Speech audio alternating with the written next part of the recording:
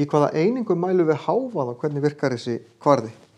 Við mælum hávaða í desibelum, þetta kennt við Alexander Graham Bell, og þetta kvarði sem í raun byrjar í 0. 0 engin hávaði. En ef ég hækka upp í 10 desibel, þá, og ég skrifa lítið D og stórt B, þá ég búinn að gera sinnum 10.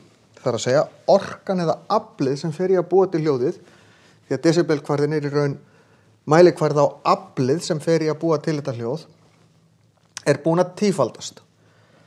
Ef hins vegar ég hækka svo næstu fer upp í 20 desibel, þá þarf ég að gera aftur sinnum 10. Og 10 sinnum 10 í raun að gera sinnum 100. Þannig að 20 100-falt hærra heldur en til dæmis 1 desibel.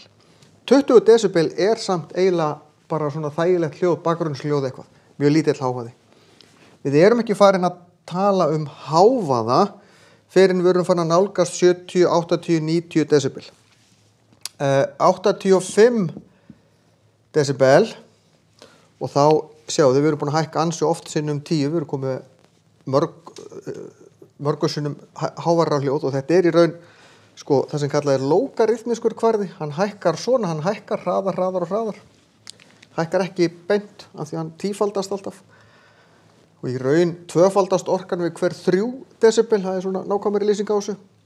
En við 85 desibel og meira, þá get ég farið að tapa heyrn ef ég með það lengi í eyrunum. Einhver með heyrnartól alltaf í botni, yfir 85 desibelum, þá farið að tapa heyrn hægt og rólega. Fólk sem vinnur í mjög hávaðasum umhverfi getur farið að tapa heyrn nema það noti einhver heyrnartól eða eyrnatap eða eitthvað þess áttar.